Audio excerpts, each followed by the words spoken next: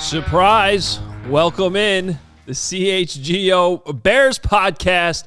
My name is Adam Hoge. Excited to be here alongside Olin Kreutz, Nicholas Moreano. What's up, guys? What's up with you, Adam? I mean, this is a surprise for sure. I just walked in today and decided to sit down. Fit right in. Nothing new, man. I mean, I guess you got to be big time to think you're a big surprise for everybody. You know what I mean? Like, That's true, Olin. And when here you we say go. Surprise! It's The like, shots have been like fired. you think everybody's gonna be super excited. Right? I didn't say it was It's a like good. you're jumping out a birthday cake. Surprise! Not all surprises are good. It could be a bad true, too. surprise, for all I know.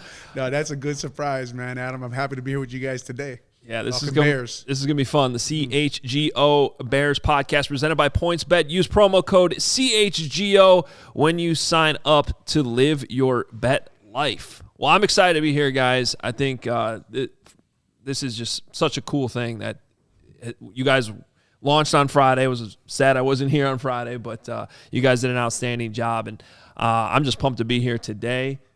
5 days a week, taking Bears coverage to the next level, and we might as well get going. Yeah, and you know, and I'll just say, in my opinion, Adam, man, like you're one of the best to do it. So enjoy the Jans and Hoge podcast. Happy to be working with you, man. And this is why I love you. This is exactly why I love you. All right, guys. Well, let's jump in. The combine is now over, and you spent a lot of time down there, Nick. Yeah. It was like my first time actually doing the other side of things outside doing the interviews, like going out and actually talking to people. And I mean, that's an experience in itself, to be completely honest. Like we were out till 2, 3 in the morning, just kind of talking. That's it? Come on, man. Man, I mean, it was my first time. Yeah, I guess so. But, it was a really good experience just to get to see that side of things, to be completely honest, and really just network and see kind of how you guys operate in, just that professional setting and just kind of doing it for the first time, honestly. Yeah, well, what were your overall takeaways? I mean, I tell everybody, the combine's not just only about going and talking about these prospects that have been coached up to tell you what you want to hear. Yeah, that's a big part It's of it. really going out and seeing what are the rumors and things like that, and networking with people that can potentially, give you some stuff later on. And so that was kind of the takeaway from this combine for me. But what about you, Adam? Well, it was short for me this year for many different reasons, but still crammed in a lot into a short period of time. Our new fans and followers on CHGO can check out a conversation I had with Matt Eberflus that they can see on allchgo.com this morning, a little Q&A.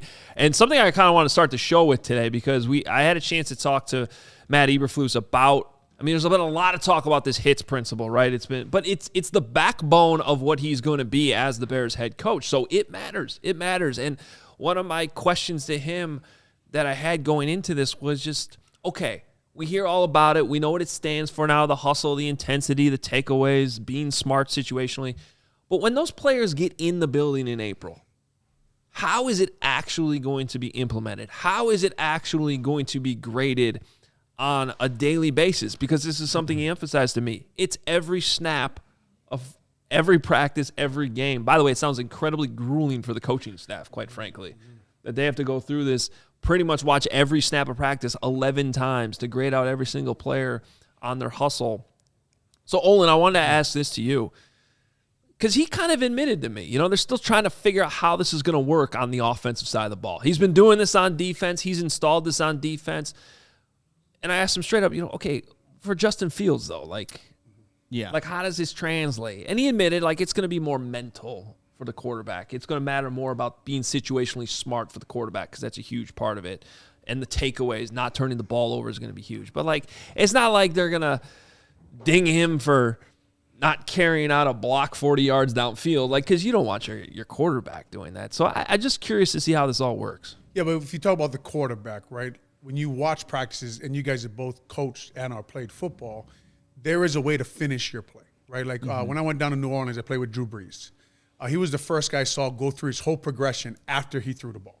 So he'd throw the ball to who he wanted to throw the ball, and then he would move his feet and act like he was going through his progression, and either he would run like a scramble drill, and then they expected the receivers to also finish the scramble drill. So there's certain things you can put into practice that you require all the guys to finish a certain way. Offensive linemen, always finish the ball, cover your wide receiver, pick them up off the ground. You heard Ryan Poles talk about that as soon as he got the job, right? He said, well, the linemen weren't weren't protecting the quarterback. Well, when you protect the quarterback, that just means you're always around the ball. You're waiting for a fumble to pop out. You're picking the running back off the ground so he doesn't have to pick himself up. And in that theory is, okay, he's saving energy for the fourth quarter. So when you talk about, okay, let's talk about quarterbacks. Okay, quarterback, you boot out you just hand the ball off and then go ahead, run your boot, finish the play. Yeah. Make sure you're finishing all the details of every play. And you can coach, and like you said, that is grueling on the coaches. But they get paid millions of dollars nowadays to be in that building and watch film for an hour or two so they can stay off the golf course for 1 hour extra and grade a couple plays. But that's what he's talking. But like you're saying, and when you're pushing NFL pros to do those things, that is hard sometimes to get everyone to buy in until they see the results. Well, Olin, I know you talked, just on the last podcast, like you can do it, maybe bring in this system, and yes, maybe it's implemented for like a year. Mm-hmm. And then, maybe injuries start happening because you're constantly being pushed to, your physical limits and you're trying to carry out these plays. But for you, for an offensive player, like, you said it lasted like a year. Mm-hmm. So is that maybe reflective of what could happen if this kind of goes the wrong way with players or like the injuries? When I say it lasted a year with, say, Lovie came in and Lovie showed to us. I remember this. He came from the Rams. Lovie was the defensive coordinator of the Rams. And he was like, they practiced 2 hours and 45 minutes every day, full pads, and it's as hard as they can go. We went down to scrimmage the Rams that year. I forget where we went, where the Rams had camp. They weren't doing that. They weren't doing what Lovie showed us. But because we had all the injuries, Lovie kind of backed off the next year. So he was flexible. And we've talked about that before. Will Eberflus be flexible enough to say, look, this is not working? But honestly, like, hustling to the line of scrimmage, breaking the huddle, running to the ball, covering receivers, that was my game anyway. That's the way I like to play football anyway, so it didn't bug me. Mm-hmm. But say we had a guy like Ruben Brown.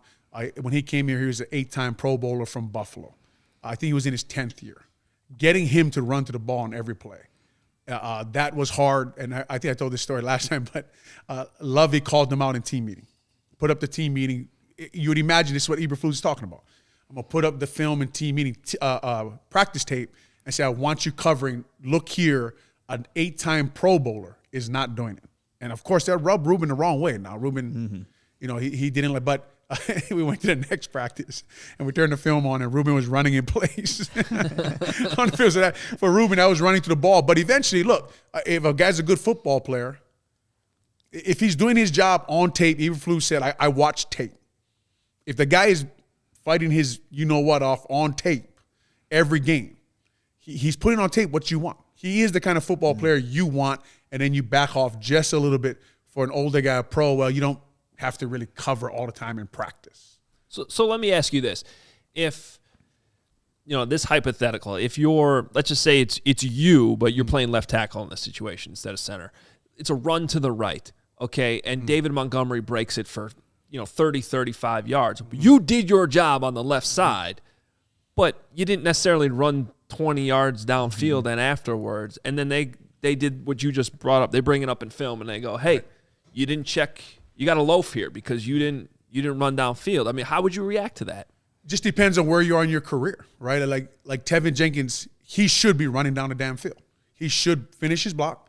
And on his angle, it's almost like a pursuit drill in defense. Okay. I'm running on my angle to the ball in case anything happens, in case the ball pops out. Like, as I got later in my career, you would tell the young guys, like, hey, you got to cover. Like, make sure you cover the running back in case the ball pops out. We need someone to jump on the damn ball, be around the pile in case they're taking extra hits at the running back. Guys will spear the running back late or the wide receiver. So when you see an O-line, when you're preaching to O-linemen, like, get down the field. Get the receiver off the ground. Get the running. All you're trying to do is protect them around the pile, right? Because if a receiver or running back is fighting for extra yards, the defenders are coming in and taking shots, right? And they'll take shots at him and try to pull the ball out, which Eberflus will be doing with his. We'd run on the field and pull Peanut them off the pile because they're trying to yank the ball up. Thomas Jones used to say, like, Peanut was like a drug addict. Like, he was looking for his drug, which was the ball, right? He looked like a guy who was fiending for the ball. So, that's the kind of guys that Eberflus wants. So, in a nutshell, and I think you guys know, you guys are both football guys, like what I'm talking about. You can kind of see it now, right? Like, everybody can finish the play. And especially, like, the younger you are, the more you damn well should be doing your details. Exactly. You should be concentrating on finishing plays. You should be trying to do things better. Now, you get let's say Jason Peters is at left tackle. I'm not, as I would hope Eberflus, he's 30 years of a football coach, right? Like, I'm not driving him crazy. It's good. Like, Peters, you might just kind of at 40 years running old, to the ball, right? Or you know what I'm saying? At least run in place. Yeah, just run there you go. Dude, but you guys can kind of see now what he means by finishing plays on offense. There is a way to finish plays at every position, right? It's not just a damn stand-there. Yeah. Well, I'm glad you brought that up, though, because like when people bring up turnover luck, and there is luck involved in turnovers, but I always say you can increase your turnover luck by sending more bodies to the ball. The more bodies you have, you outnumber them. If the ball does pop loose or get knocked in the air, you're going to have a better chance. You're helping your luck. You're increasing your luck by just having more. And that's hustle. A lot of that is hustle, just getting to be where the football is. So I do love and appreciate coaches that emphasize that constantly. And, I mean, the Bears obviously didn't have enough turnovers these past couple of years. And maybe if they had this philosophy earlier where you have more bodies around it, you could translate to what they've been looking for, like I said, years now. But like Eberflus has been saying in his press conferences, it's going to take time to really get these players to buy in, to really just embody the system, this philosophy that he's trying to bring here. So I wonder how long that takes. But like you said, Olin, younger players, especially along that offensive line, like we're looking at the offense, they should be embodying this from, I would say, the beginning, as opposed to if it was like a Jason Peters, it's 40 years old. You're not really expecting a guy to go all the way downfield to cover a guy like you were just saying. But with the youthfulness on this Bears team, I think you could maybe see it translate a little earlier. But, again, we'll have to wait and see on that. Yeah, and look, they were minus 13, I think, this year with 15 takeaways, right? If they just get that to plus 3 or 4 or 5, yeah, right, and they get 25 to 30 takeaways. I mean, if you're Eberflus, you just put that number up and say, guys, if we can just change this, we might flip our record immediately, right? So takeaways has been a big problem. Like you said, you are what you preach every day, right? So if you preach takeaways every day, get to the ball, punch it out, rip at it, eventually, get the ball. Like, don't leave any footballs on the ground at all. Pick them up, run to the end zone every time. So, I got to watch it a lot with our defense, with Lovey, the way it would take up a lot of practice. Like, any ball on the ground, they'd scoop no matter where they were, and they'd run down the numbers and score. But eventually it led to 40-plus takeaways. Now, obviously, we all know the names that was on that defense. It takes players. But it's you preach, you just preach what you want every day. You got to stick to the standard. And we saw that this year with Coach Nagy and his defense. They had the turnover bucket, right? They preached it early on, and then it just kind of disappeared. Well, the bucket kept breaking. Yeah. But that's what they wanted, right? They wanted takeaways, right? They wanted, but by week 3 or 4, did we hear about it at all? No. Right? Like with Eberflus, I don't care if he only has 10. You're going to hear about it every single week. He and this system and the family of coaches he comes from, they believe in this. And these players are going to hear it all the time, and it will get frustrating. But once they get the success of it, once the balls start coming out, once they pick it up, once they do score, they'll buy in. And the thing, I asked him in the introductory press conference, they're going to bring back the ball hawk T-shirts that were in Indianapolis, where Eberflus after the game would give out a shirt that had it was an eagle, but he would give it out, and there would be an award after the season for the player that gets the most turnovers. So look at those little, I guess I don't want to say they're gimmicks, but they are maybe things that can motivate players. Like, let's go get this ball, let's go get this turnover. I'm gonna get myself a cool eagle shirt. So a football guy didn't know the difference between a hawk and an eagle. I'm shocked. I wouldn't either. What is that? It looks like eagle to me. I guess if you're coaching for the Eagles, you should probably know that, but otherwise it probably doesn't. Yeah. Why would he have? Yeah, it doesn't really matter. Guys, I want to jump in here real quick. The chat's going pretty nuts in the YouTube channel. I just want to hit you on the super chat here from Jake. Olin, he wants to know, Olin, your best coach and worst coach during your career.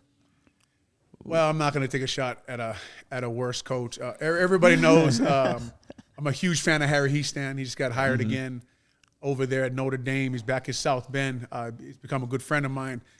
One of the rare coaches who actually really did care about his players and your career and your family and where you're going. And just a quick Harry Hiestand story. You probably won't be happy that I'm telling this, but he was down in Champaign this week watching his daughter play soccer, and I didn't even know he was there, and he texted my son, meet me at the Bucket statue. So he took 20 minutes to talk to my son, who's a center at Illinois, just talk to him about football, and that's just the kind of guy he is. So that's awesome. Like, for me, that was the best. But I had some characters. Now, Bob Wiley was one of my first offensive line coaches. We all remember him on Hard Knocks. Bob Wiley was something else. So had a lot of guys. The worst coach, I'll just save that for, when we're drinking or something. I'll tell you guys that story. That's why you go to the combine, right, Nick? Exactly. That's at 3 a.m. Yeah. But you went to bed already. There was one night I was out till 3, but it was around that time. All right. No judgment. Hey, what do you think? What was it about Harry that I'm talking? I guess when you guys were actually practicing, going through drills. Because one thing I heard about Juan Castillo this year was just like, how every time he did an interview and he talked about we do it over and over and over and over and over. Like, I don't necessarily think the players love that. Like it was like too much sometimes. And so was Harry different in that way? It's like why did you hit it off with O-line coaches all? It's repetitive, right? They're going to continue doing what they believe in, right? So they're going to teach you their style. It's almost like when you meet a coach, and you guys both know this because you guys talk to them, their system, their skill, whatever they teach skill-wise is a religion, right? Like they are not changing that. So in the offensive line world right now, a lot of guys are going to this thumbs up, right? Screw your thumbs in. There's guys who teach knuckles up. And when you get into an argument with these knuckles up versus thumbs up guy, they will literally fight each other over knuckles up and thumbs up. So they'll teach that kind of stuff. I think the details of it, what you're preaching every day, and then are you willing to bend a little bit like, okay, like that does work for you. So as long as it's working, we're going to do these drills, but I'm not going to force you to do something that doesn't work for you, right? There's a lot of ways to block somebody. I don't know. I don't want to speak for the players, Adam. I don't know what you heard, but maybe Juan was trying to change what worked for them. Well, and I'm sure it wasn't universal, right? And you know these locker rooms. Like there's always one or two players, and it wasn't a lot of success on that offense, right? So they're kind of I'm sure a lot of frustration through the locker room on everything, the scheme. We all were frustrated at the scheme. But I don't know. I kind of liked it. You like the scheme, but you can watch it again in Kansas City. It'll be there. Just make sure you have Mahomes, Tyreek Hill, Kelsey, Orlando Brown. Make sure you get all these guys.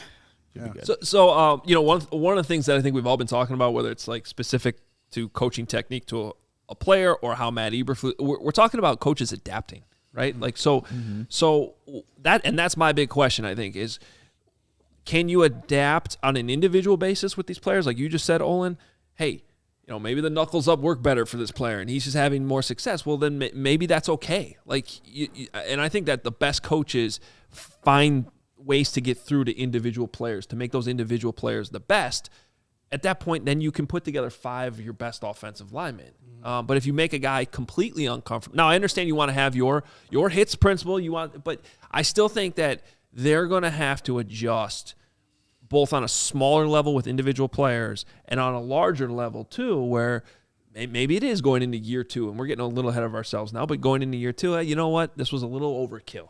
Or, maybe we pushed this a little too hard in practice and injuries came down. That's my big question is what can Matt Eberflus adjust as needed? Because if there's one thing we say about the Matt Nagy era, right? It all went well that first year and then he struggled to adjust and get off of what he truly believed in for what was best for the team. And you know what, Adam? Like you mentioned this adaptability between coaches. You look at the coaching staff. Like you look at Alan Williams. He's a defensive coordinator for the first time like 10 years, right? And then you look at Luke Getsy, who's going to be a first-time play caller with the Bears. So when you're thinking about adapting, you also have to rely on the guys that you have, your coaches around you. And yet these guys haven't had necessarily, I would say, as much experience in doing that. So when you're looking to adapt in game, is Alan Williams going to have the ability under Matt Eberflus' kind of philosophy to find the right plays to kind of like, hey, this offense is doing this. We need to counterattack that. Or with Luke Getsy, it's like, hey, you don't have Aaron Rodgers or, Devontae Adams. How do you adjust this whole scheme now coming to Chicago? So this adaptability, I think, also stems with the coaches that you have around you. And I think we'll know more about that as we're kind of seeing games, obviously. All right, we're going to take our first time out here. I'm sure some of our viewers and listeners are wondering where Will is. Don't worry, Will DeWitt's coming up. We're going to bring him in here next. And he's got a certain veteran wide receiver I think he wants to talk about that maybe the Bears can go after. So Will join us next as we keep it rolling here on the CHGO Bears Podcast presented by PointsBet.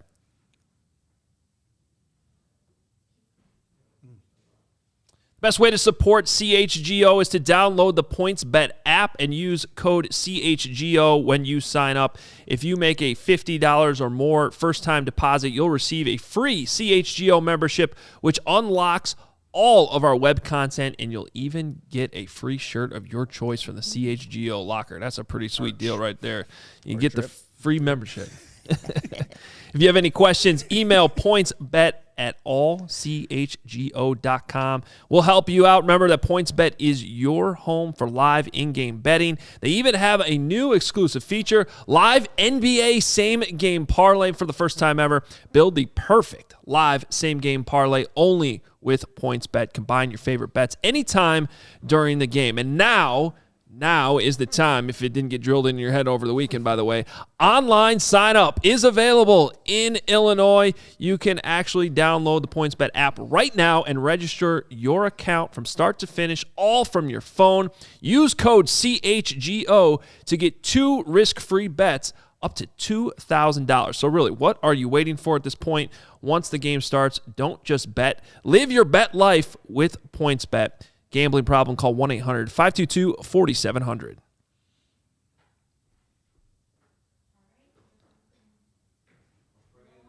And Will. Go for it. Can you guys see me? Hey. What's going on, Will? All right, there he is, Will DeWitt. What's up, man? Hey, how's it going, everyone? Adam, great to see you here on the show. Congratulations on your move. I'm very excited to kind of partner working with you, Nick. Long time no see. And Olin, I missed our handshake this morning, and I'm still practicing, by the way. It's going to be a running joke. I think so. It's easier this way. You don't have to do the handshake if you're over the computer. How many hands have people been shaking in the pandemic? I'm rusty. I'm sorry. There you go. Fair point. That's Fair point. Of course, you can follow Will. Will, we got to do something by your Twitter account. How do you say it? At Will11 DeWitt? Is that how you usually? How does it roll off the tongue for you? I never know. So someone had at Will DeWitt, and I thought I could pull like a Kyle Long and use like a 1 for an L, and it's just awkward to kind of explain to people. So you're right. We need to figure something out. I like it, Will. All right, man. Thanks, Olin. Nope. So who's this wide receiver you want to talk about? I think I've heard of him. You may have, but his name is, Amari Cooper, who I think it was just a few days ago they mentioned, like, hey, the Cowboys are likely to release him just due to their cap restraints. And I thought it'd be a great question to kind of entertain here on the podcast. Like, should the Bears pursue an Amari Cooper? He's going to be looking around, $20 million a year. I think I can make the math work. There's some guys that I would cut to make that work, but I figured, I'll bring it over to the panel here real quick and just curious your thoughts about why or why not should the Bears go after this veteran receiver who they could have drafted a handful of years ago, but missed out by a few picks, and instead we had good old Kevin White. Well, I'll start with this. Like, with Amari Cooper, is he still a number 1 wide receiver? Like, that's obviously what the Bears are looking for, as their wide receiver room has Darnell Mooney, who had a great second year, and then you have Daz Newsome. Currently under contract, right? So obviously you need to add players to that position. But with Amari Cooper, the Cowboys financially probably going to let him go. But do they just feel confident in the other guys? Like Gallup is coming off an ACL. Maybe they feel comfortable with him. And then you have CeeDee Lamb, right? So they feel good with what they have. Now, is he just going to come in here and be the number 1 wide receiver for the Bears? And does he still have that capability to do so? Plus the money that's probably have to be given to him. Is this a guy that you really want to have for like I said, a position that does need some depth? Yeah, I mean, if you're the Bears, we talked about last week. If you go through them position by position, you wouldn't say they have a number 1 yet anywhere. Right? You say, okay, do they have a number 1 tight end? Well, does Cole Kmet develop? Do they have a number 1 receiver? No. Do they have their outside zone running back? The question, quarterback. You could make an argument that Ryan Poles has to actually invest in a young quarterback and try to develop another young quarterback, because that's a mistake Ryan Pace made. But as far as just Amari Cooper, I think you have to look into it. Just like you have to look into Teron Armstead, you have to look into Dwayne Brown, And you have to pick 2 or 3 guys that can really make a difference on your offense, Adam, because their problem is scoring points. That really is the Bears' number one problem. It's putting the ball in the end zone and takeaways. We talked about would Eberflus adapt if his system didn't work, or what happened to Nagy. If you really looked at why the Bears won in 2018, and Nagy really looked at it, they had 38 takeaways, right? And they had an all-star defensive staff, it turned out, with a lot of good football players. So Ryan Poles has to take a clear-eyed look at this and say, okay, Teron Armstead, Dwayne Brown, is Orlando Brown Jr. coming on the market at left tackle? Now I got to weigh that against a playmaker like Amari Cooper and what fits into my offense. But, yes, you have to look into a guy like Amari Cooper if you're the Chicago Bears. Yeah, and that's where I would go with this. I guess I don't really care if you're spending a huge amount of money on, like, the top left tackle or the top wide receiver. You have to go out and get dudes on offense, right? And make sure you know what you're getting at one of those spots. So, look, did you know Amari Cooper's younger than Allen Robinson? I did not. No. He's a year younger than Allen Robinson, okay? And I'll tell you what, he was on my fantasy team this year. He sure seemed like a number one wide receiver until he got COVID. And that's a whole nother wrinkle in all this that I think that whatever sport we're talking about, teams are going to have to start to investigate. But, you know, he obviously was one of these guys that I think got affected a little bit more by getting COVID than others. And it affected the rest of his season. So what are those long-term effects? Is he still dealing with? Like, that goes into the medicals, right? Any free agent you're signing. But now that's just another thing that you have to investigate. For me, I think Amari Cooper is still a really good wide receiver as long as those medicals all check out. You know, he stayed mostly healthy other than that. And I just think that he's that dude. He's the dude you get on offense that helps right away. I don't know what you think, Will, but I think you have to take also a look at who's around him, right? Dak Prescott, Zach Martin, Tyron Smith. We just mentioned Gallup and Lamb. He's not going to have all that when he gets here. Nope. So he'll get a lot of attention. You know, he did have good production with Andy Dalton as the quarterback. But the same guys, you right? know? Tyron Smith, Zach Martin. True, like true. you're talking about a top 2 or 3 offensive line in the NFL protecting their quarterback. That's why Andy Dalton had success there also, right? Well, true. And even if you want to go back to his days in the Raiders, like, he was the focal point of the offense back then and was still able to produce. And if you look at Cooper's career, he has 7,070 receiving yards. That would be all time in Bears history by like over 2,000 yards. And over the last 3 years, Cooper's had, I jotted it down here as well, I think 3 years, 3168, which would be 16th all time in Chicago. Obviously, the bar is super low for the Bears, but he would automatically come in and perhaps be, you know, the best, the most talented wide receiver in Chicago Bears history. You know, Alshon Jeffrey, Brandon Marshall up there as well. But you know, that's what I see. And, you know, he's only 27. You can still get 3 to 4 good years from him. And as I mentioned, you know, that market, you're looking at around 20 million-ish per year. You can cut, you know, an Eddie Goldman, a Danny Trevathan, Tariq Cohen, and then you're looking about having that kind of money. I don't know about you guys, but I think Amari Cooper would be worth just having, cutting the starting nose guard for the wide receiver, huh? Just cutting the starting nose guard. He's cutting the young nose guard for wide receiver. That's an interesting pick.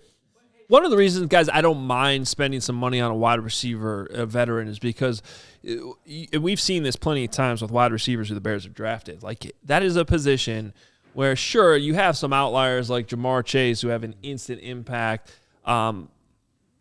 Most times they need a year of seasoning, right, at the NFL level to understand that, hey, this isn't just a league where you can just win with your speed and quickness all the time. Like, this is a one-on-one battle all the time. You got to study your opponent. You got to understand their technique. You got to beat that technique on every single snap. So bringing in somebody like Amari Cooper or whoever it is, a wide receiver, I do think the Bears need to go out and sign one veteran.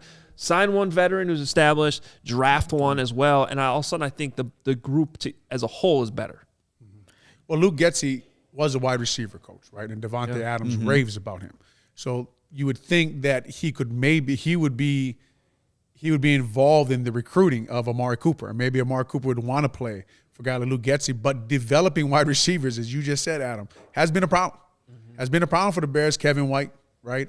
Anthony Miller.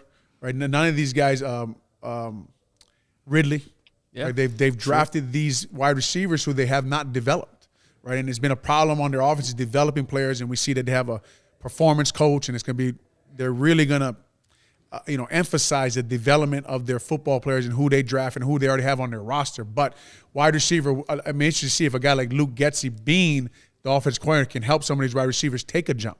And we can see some of these numbers, Will, that you're talking about. 100%. Absolutely. Devontae Adams, huge target volume kind of guy. I think he saw an average like 154 targets the last 4 seasons in Green Bay. Obviously, Amari Cooper, same thing going on in Dallas, 130 or more targets the last 2 years each. Justin Fields needs a go-to guy. Luke Getsy knows how to kind of drive an offense through a number 1 wide receiver. Again, I think I wouldn't say go sign him right now, hands down, whatever money he wants. But as you guys mentioned, it's worth a look, and I think a very deep and hard consideration. I'm glad you mentioned Brandon Marshall's name earlier too, because Brandon Marshall kind of left town on bad terms, and maybe some people look at it like, oh, that didn't really work, but that was all for reasons that didn't necessarily have to do with football. And by the way, it did mostly work. He was an incredible wide receiver when he was here. So and we're gonna die on the defend Brandon Marshall here. No. All I'm saying is on the field. All I'm saying is that going out and making that move did improve the offense right away. And so if you can sign a guy like Amari, who, as far as I can tell, and I never pretend to know these guys that great, but I don't think he comes with the baggage that Brandon Marshall did. Mm-hmm. Yeah. I just think that that's kind of an instant impact type move that could really pay off. Yeah, and the other moves, you always have to look at the whole thing, right? So Brandon Marshall, Martellus Bennett, Jermon Bushrod at left tackle, they had made a bunch of moves there to improve that offense. That was been bad for years, and then, like you said, it flipped. Yeah. And their defense was terrible, right? Like Mel Tucker was the defense coordinator. They tried to keep Lovey's system, and all that didn't work out. So it's just kind of like we talked about earlier. It's yes, you look into it, but your offense needs a lot of pieces. Can you add? And you only have 5 draft picks. So what do you do? Do you fix your offense through free agency? Where do you get your cornerback from? Obviously, Jalen Johnson. In Eberflus's defense, as you guys know, that slot corner is extremely important. Rondé Barber, guys like that who play in that Tampa 2 defense, right? That guy is important. He's a blitzer usually in that kind of defense. So they have a lot of holes. Where does Amari Cooper fall in line with what Luke Getsy wants to do on offense? It'll be interesting.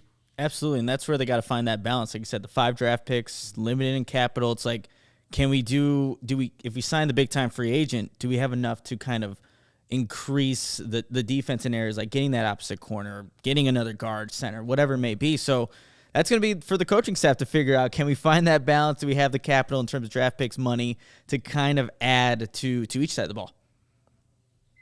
And you guys mentioned Brandon Marshall, Alshon Jeffrey. Once they were able to bring Marshall in, that's when we kind of saw Alshon really take off. So if you're looking at a Darnell Mooney who had such a great second year, you bring in a Cooper, maybe even draft someone to be that third receiver earlier on. I mean, you're looking at a star-studded 3-headed monster there for Justin Fields to kind of play with. And I think that would be, for Luke Getsy, almost a dream come true scenario. All right, guys, I want to shift real quick to the defensive side of the ball. Position you just talked about, Olin, that's corner. And a name that in my Q&A with Matt Eberflus, he brought up on his own. It's Thomas Graham Jr. Oh, okay. And I don't know if Thomas Graham, we did not see enough of Thomas Graham Jr. for me to sit here and say, oh, he's going to be, the next big, slot guy in this defense or just good corner in general. But we did see glimpses, right? And we all were sitting there that week after that game against the Vikings going, where's this guy been all season? Now, I was also trying to pump the brakes a little bit and say, hey, guys, the practice squad does sometimes develop players, so I'm sure he needed to be on the practice squad a little bit. Maybe not that long. We don't know. But then he just sort of disappeared, too. I'm going to blame the coaching for that. I don't know. But my point is, he brought up Thomas Graham Jr. in the context of Kenny Moore, because they trained together, apparently. Kenny Moore went to the Pro Bowl with the Colts, and Eberflus said, I've been trying to tell our players, go talk to whoever you know on the Colts. Ask them how the system worked. Ask them about the hits principle. Ask them what you need to do and why they liked it. And a guy like Kenny Moore took off. So little connection there I thought was interesting. Hey, maybe this could be, let's not forget about Thomas Graham Jr., because for all we know, this coaching staff could like somebody like that and say, hey, maybe that guy already is here in-house. Well, I think it's because he kind of does embody that hits philosophy. He was cut from off the team for a little bit, came back on, and then made the most out of his opportunity in that game against the Minnesota Vikings. So someone that was a lower draft pick had to work his way up to kind of establish himself. It makes sense why, Eberflus would look and single out a guy like that. It's like, this is what you can become.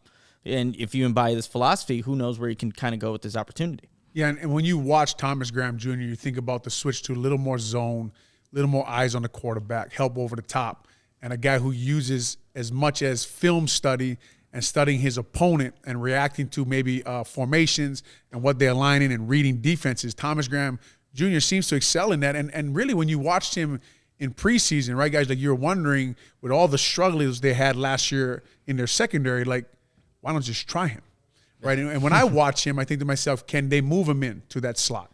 Can they play that zone, that slot corner, the guy comes off the edge? So you immediately think to yourself, when Eberflus did take the job, now here's a guy who's kind of a scheme fit. Maybe not, you wouldn't put him in New England, where they like to play a lot of cover zero, right? Or in Miami, where they like to play a lot of cover zero and blitz, and you're back there by yourself. But you'd put him in a cover 2, cover 3 type defense. And Eberflus told you, we don't play strictly cover 2 anymore. We don't play it that much. But they still play a lot of zone, right? They still like to blitz from the field. They still like to run a lot of zone blitzes. And Thomas Graham Jr. just seems to fit that mode a little bit. So it'd be interesting. I liked him when I watched him. I always think of that play in that game against the Vikings where in the end zone, that break, and you talk about reading the quarterback's eyes. I'm trying to think off the top of my head. I think he may have gotten beat just slightly right off, but he recovered and he broke it up. It was a tremendous play. Will, I saw you get really excited when I mentioned his name. Nick knows we've been, bigger fans of Thomas Graham Jr. He was someone I liked in the pre-draft process. So glad he came to Chicago. And obviously he did take 2020 off due to COVID. Like he did not play that season. So coming into Chicago, a little rusty, had to get back into football shape. Although throughout training camp, as you guys mentioned, he got better as it went on. And CJ in our chat here said, blame Nagy for not seeing Graham out there sooner. I'm going to blame Coach Nagy completely, but we all know he doesn't like playing rookies. And even though Graham had such a great game against the Vikings, the fact that he disappeared, I don't think, that's on him. And I know he had 4 PBUs last year in such a limited amount of snaps. So he is someone who has that decent ball production. And Nick, I know we don't like PFF grades all too much. We take them with millions of grains of salt, but he was the highest graded corner in the entire NFL last year, which is still insane when you look at it as well. So he's someone that, again, you don't put all your eggs in the Thomas Graham Jr. basket, but he is someone that, you get someone to push him, you coach him up right. I think he has the right head on his shoulders. He's highly motivated, wants to be great. I think he's someone that can surprise a lot of Bears fans. Yeah, and it helps when there's not a solidified nickel corner or an outside corner on this current Bears defense. So he does get that opportunity to kind of really show what he can do. Well, that's why I brought him up, because I just think we got to keep in mind that for all we know, there could be some players like this, some young players on the roster that maybe we're not giving enough credit to, that the coaching staff came in and said, hey, because that's what they've been doing, by the way, at House Hall, right? They've been hard at work, the coaches, going through meetings, just the coaches. I mean, this is the time of year the coaches coach the coaches, so that when the players show up, they all know what to teach and what to implement. But part of that process right now is them going through the roster, watching the tape, what they have. I'm sure it's painful for them to watch some of it, but somebody like that could, for all we know, Alan Williams could have turned on that tape and been like, oh, like maybe that answer's already here. It could, yeah, very well could be. And when we talked to them at the introductory press conference, they said that would be their focal point for the next month. Just kind of going through the tape, seeing what we have on offense, defense, and then we can give you a better assessment of the players currently on this team. Yeah, I mean, and that is a tough job when you have to look at guys and say, okay, what they're running here in this scheme, does it translate to what we want to do, right? And then we talked about earlier in the show, how do they add the hits principle to offense, right? So now Eberflus and Getsu, who've never coached together before, okay, this is what I want from the quarterback. Because if you're going to have a hits principle, your young quarterback has to embody that, right? Your quarterback's the leader of your team. He has to represent what you want on offense. He has to be the guy, because eventually what you want is, and what Coach Eberflus wants is, they want their young guys, their leaders, to implement the hits principle. You see what I'm saying? So who on our team actually represents that, but does it naturally? They do it anyway. It's part of their game. I don't have to coach it into them. Now, okay, let those guys lead. And a lot of people say that about Justin, right? Like, when you talk to you talk to former Ohio State players, right? That were all like, that's one of the first things they say is just like he has that leadership quality. And I always think about, we were kind of joking around earlier about how we can't expect a quarterback to go 40 yards downfield, but if you turn on that Michigan State tape from Ohio State when I think he booted out the other direction, all of a sudden you see him 50 yards downfield lead blocking, right? Completely unnecessary. I don't even think that was part of the play. That's one guy I'm not worried about. Yeah, some of that's natural, right? Yeah, some of that's just if you like being on the field, if you love being out there, like running down the field, let's do it. But Justin Fields, that kind of athlete he is, I think he ran under a 4.40. He'll run around all day. And Larry Borum running 40 yards on the field on every play. That's just the give and take that they have to give eventually. But, does Tevin Jenkins match what new O-line coach Chris Morgan wants, right? Does he want – They said they want to get athletic. They said they want to get smaller. They want to get quicker. They want to run that outside zone system. Now they have to implement that with Ryan Pace. They want to get big. So they took Borum. They took Tevin Jenkins. So now how do we put that all together? And, okay, are some of these young guys here or are they not? Right? Do we not want the guys that are already here? And like you're saying, like even though there's some guys like Thomas Graham who they do like, are there guys that we think they would like and they don't? Yeah. Right? And that's going to be the interesting process that they're going through up there. And until you get really, that's the thing about the NFL now, right? Like there's no pads for a long time. There's not a lot of practices anymore, right? You only get 14 padded practices a year in camp. So you don't even know really what you have when you get to the preseason game. So they're going to have to go through this process for a while now, and you're going to have to give guys a chance. Like, you may think Thomas Graham can do it, but I got to give him everything I got in my playbook and watch him do it week in and week out and see, okay, is he the guy? Yeah. Hey, Will, are there any other – look, a week from now, we're going to be doing a show right here talking about how the new league year has started, and these deals are going to start to come together, get tweeted out, things like that. Are there any other players that you think – We've heard from the GM, Ryan Poles. I don't want to do, the top tier free agents. I'm more of a second, third wave. Every GM says that. I'm still wondering, is he going to go out and spend some of that money on a guy like Amari Cooper, or is there anyone else that you have in mind? Not at this exact moment. Right now, and Nick and I have been, working so closely together over the past 7 years. Like we've been really focusing on the combine and the draft for this month, and now that it's behind us, it's time to switch the focus over to free agency. We'd love to continue, those conversations throughout this week and moving forward. The only thing I just wanted to say, at least here about, the right guys, Adam, and like possible pieces to build around. I'm happy you mentioned Thomas Graham Jr. and didn't even mention like a Duke Shelley's name. That made me happy.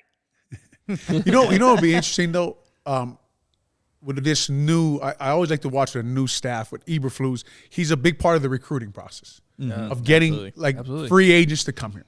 Ryan Poles seems like he relates to these young players well. Ian Cunningham, right? Will they? I think Getsy will be a big part of that. Yeah, that's what I'm saying. Like, will they get when we hear them in the run for who they want? It'll be interesting to see if they get them, right? Because like I talk about Teron Armstead and Dwayne Brown, and they come off my head immediately. Two very good left tackles, but I'm sure the Bengals want them. I'm sure everyone there's like 4 teams that have their left tackle solidified. Like.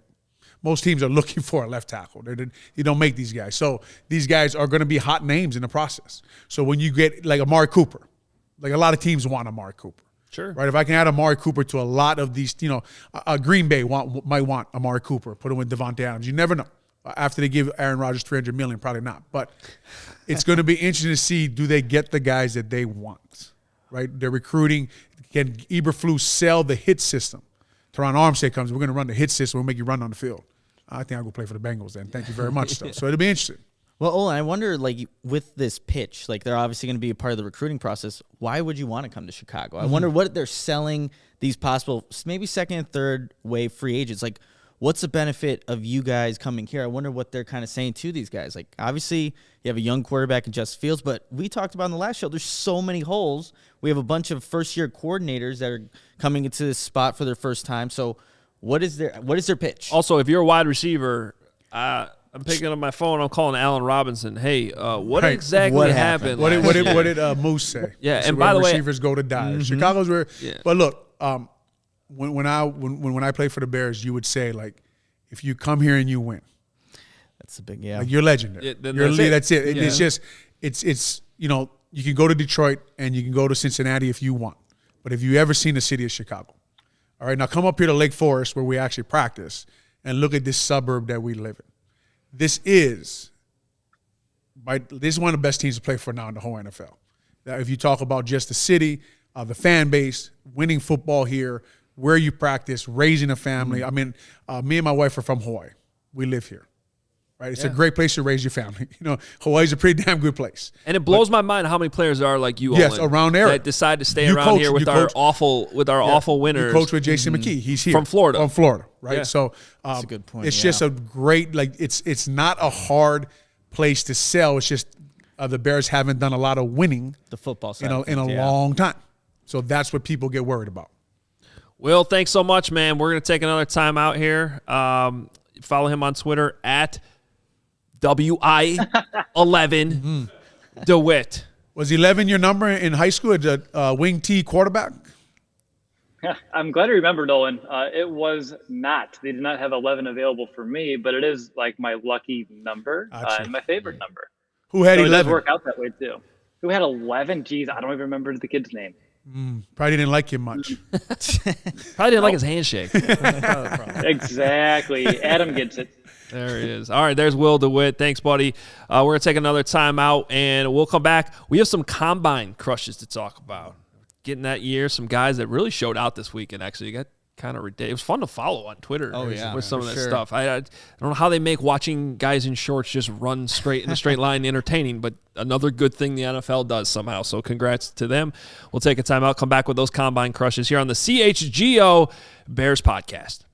And here at CHGO, we will have podcasts and live shows on every team every day, post-game shows, premium written content for members at allchgo.com. And, of course, there'll be some dope merch, or as Olin likes to say, drip, for all your teams, and a free T-shirt when you become a member. Members-only Discord for the CHGO Lounge. So you name it, we'll have it here at CHGO. So go check us out at allchgo.com to find all of our great content. And if you enjoy CHGO, one way to help us continue to grow is to download the PointsBet app. Do it right now. Use code CHGO when you sign up. Not only are you going to get 2 risk-free bets up to $2,000, which should be enough right there, but if you make a $50 or more first-time deposit, this is the best part, you'll receive a free CHGO membership, which unlocks all of our web content, and you'll even get a free shirt of your choice from the CHGO locker. If you have any questions, you can email pointsbet at allchgo.com, and we will help you out. And in case you missed it, online sign-up is available in Illinois right now. Don't know how you could have missed that, but it is available, so check it out right now. You can actually download the PointsBet app right now. Register your account from start to finish, all from your phone. You'll be signing up with the fastest sports book, easier than ever, so you can start living your bet life in seconds. So what are you waiting for? Once the game starts, don't just bet. Live your bet life with PointsBet. Gambling problem? Call 1-800-522-4700. All right, we keep it rolling here on the CHGO Bears Podcast. One last segment. And Adam, actually, before we get to that, we have a super chat here from Michael Bell, and he asked the question, the opinion on Fields' long throwing motion. And actually, Olin, you talked about it on the last podcast, what the Bears emphasize or what they want to do with their offense, get the ball out quick, right? So how does that kind of contradict with maybe having a longer throwing motion, or maybe with Fields, I wouldn't say his best strength is getting the ball out quick, right? He wants to develop those plays, get the ball downfield.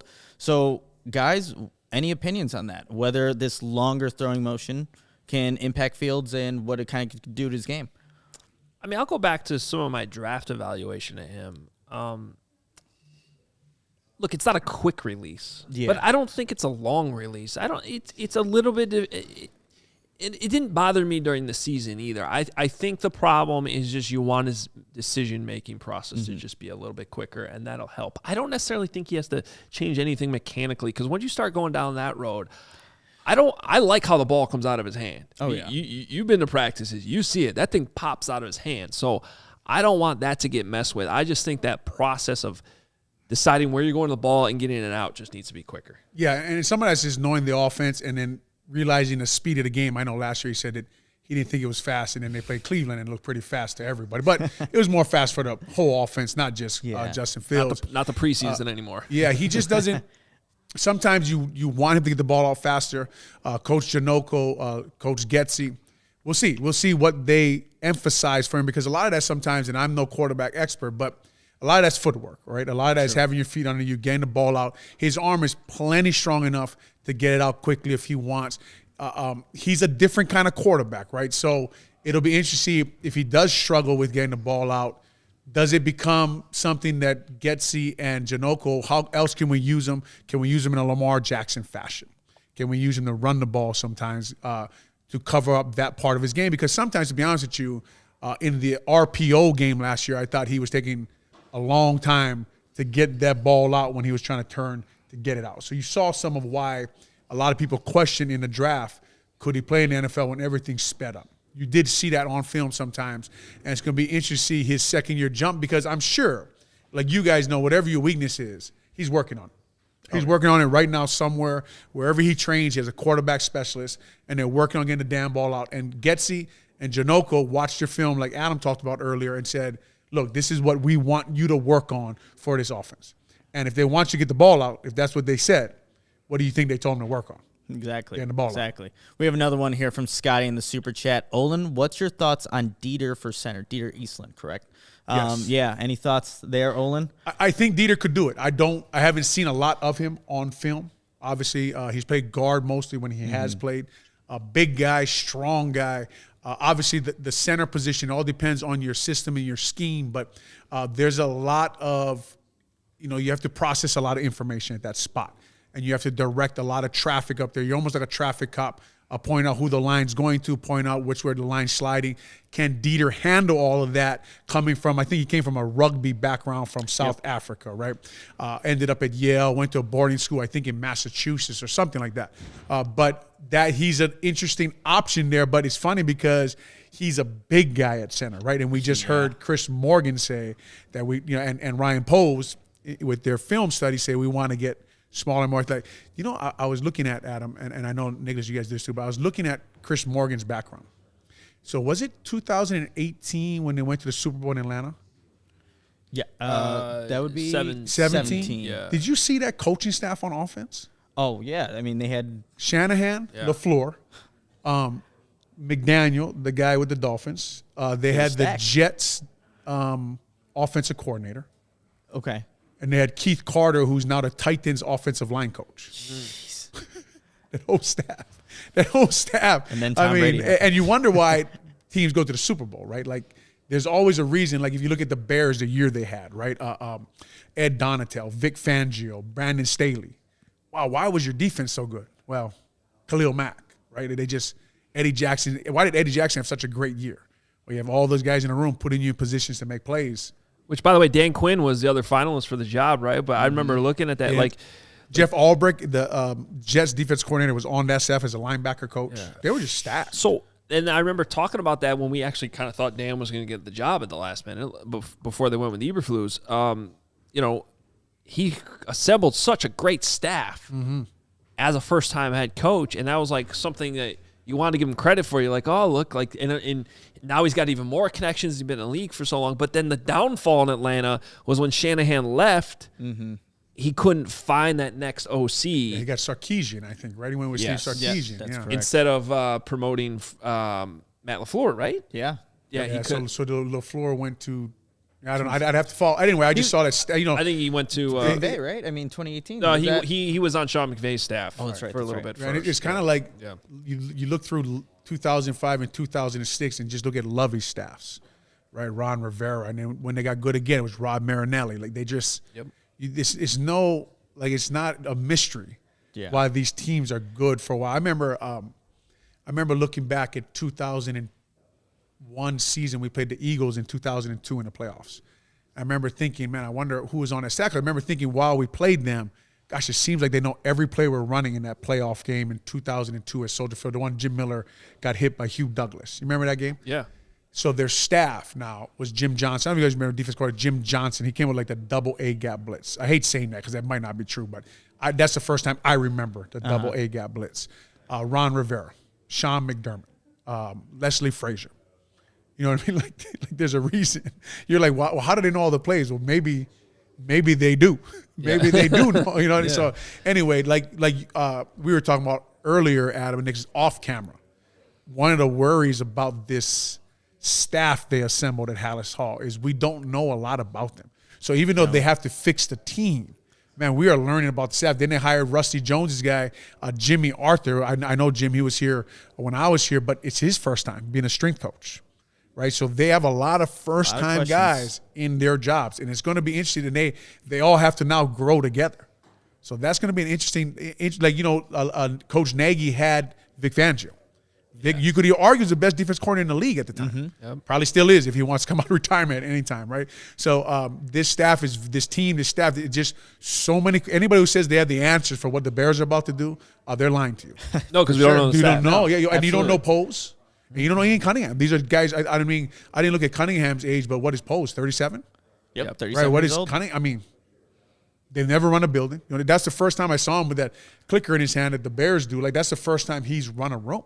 True. Right, that he's done that. Like, so all of them, when Eberflus stands in front of a room, it'll be the first time he's been a head coach. And he's actually tried to implement the hits principle, like Adam talked about earlier, for an offense. Right? And he said, we don't really know how we're going to do this. True. We have one more from the Super Chat from Garrett. He asked, move Eddie Jackson to slot corner. I know that was being talked about, at the press conference at the end of the year with Sean Desai, or Eddie Jackson saying, hey, I like playing in the slot. Like, you should do that a little bit more.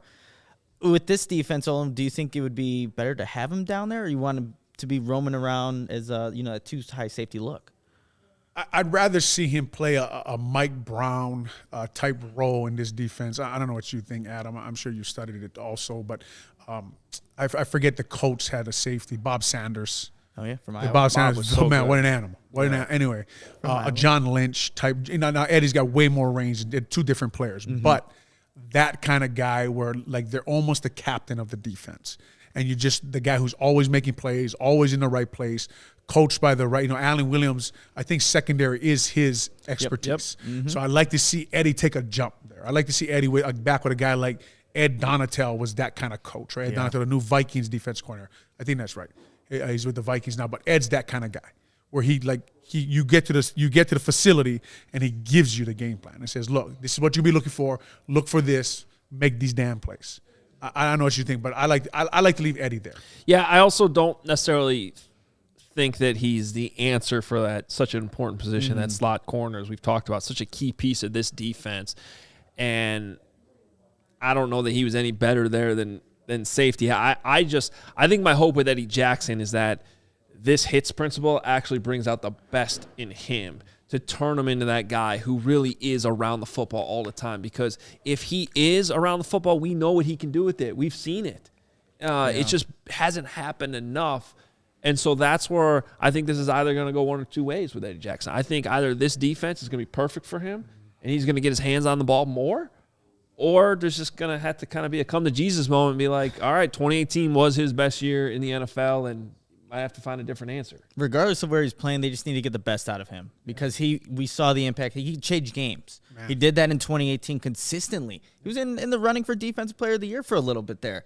Regardless if it's slot, up high, whatever, you just need to get the best out of a guy that has shown that he can be that guy. Shows you, though, that they even talk about the fact that, moving the slot corner. Like, how good you got to be for people to even talk about the fact that, and I know a guy I talked to a lot is Matt Bowen when it comes to secondary. He does a lot of work for ESPN. Extremely smart on secondary and coverages. And he says, Olin, I don't. He's right. You don't understand how much Eddie Jackson does in the coverage, what you can do with him, his range and his skills. And I think really, man, when you talk about Eddie Jackson, about 2018, I really think you have to bring up the name Ed Donatel more. Yeah. I think a guy like you want to get the most out of Eddie because, look, if he leaves and Ed Donatel brings him to Minnesota, you don't want to see him in the middle of the field for Minnesota. So you want to be able to use a guy with his skills. How do we, like you're saying, gosh, he was, people mentioning for Defense Player of the Year. The guy was always running the ball, taking the ball, but maybe he's just the kind of guy you have to match with a good coach, a good ball coach. We talked about earlier in the show about all these coaches who can make players better, put them in the right scheme, and tell them, like, look, on Sunday, this is exactly what they're going to line up in. This is exactly what we want you to do. Go get the damn ball. For sure. All right, last thing. Combine crushes. Let's put a bow on the combine. I'll start. This name's not going to surprise people that follow me or listen to me, but I was excited when Chris Olave ran a 4.39 40. I'll admit his vertical didn't blow you away at 32 inches, but he's only 6 feet tall. So maybe that'll hurt him a little bit. Wow. What happened to my picture? I mean, when I think of Olin Kreutz, I think about hearts in his eyes. Absolutely. That's where my brain usually goes. I love that Same thing, here. man. Look at that thing. That is awesome. Who am I? He's lost his identity. That is funny. I guess I should have took a closer look at that. I guess like this is that. the first time we're actually seeing it, so I mean, Yeah. I don't mind it. Real quickly on a draft crush for me, Kaiir Elam, the corner out of Florida, ran a 4.39 official 40-yard dash. It's a bigger corner that I could definitely see alongside of Jalen Johnson. Hey, he showed he has the speed, but he also has the length and likes to play press, so a guy that definitely fits the attributes that you want at that position. Did you, when you guys were there, did you guys hear anything about it being like a faster track or anything with all the speeds? Like I was listening to somebody, I think it was Lance Zierlein, said that the coach did say they changed their turf. Interesting. In 2020, which would you think would have affected every combine sense, right? But this one, because they said the 40s and say the short shuttle and the verticals, they weren't matching up. Like the 40s were a lot. Yeah. Anyway, I thought that was when I was listening. Obviously, I'm an offensive lineman, so Ike Ekwonu, I hope I didn't butcher his name. Heard that his Pop Warner coach nicknamed him Icky because Icky thought he was Icky Woods. All us linemen think we can run the ball, and Pop Warner give us the ball, we'll score. But I think the kid is going to be a great left tackle. He plays with some nastiness. Even Neal, the left tackle for Alabama, that's why I like Ekwonu a little more, just because of the way he really gets after people. Yeah. Well, it's that time of year. We'll dive into the NFL draft very soon, but all of a sudden we're talking free agency next week, so we got to get into that. You did have, Nick, I should mention, a really good piece, though, on allchgo.com with what Justin Fields' Ohio State teammates had to say about him at the NFL Combine, so you can check that out. Of course, my Q&A with Matt Eberflus. I'd be scared to know what my college teammates said about me. Especially the one that you got in the Yeah, fight with. he probably didn't like me very much. There's your next piece. Yeah, Start there we digging go. that up. Yep, got it. It'd be hard to find a guy.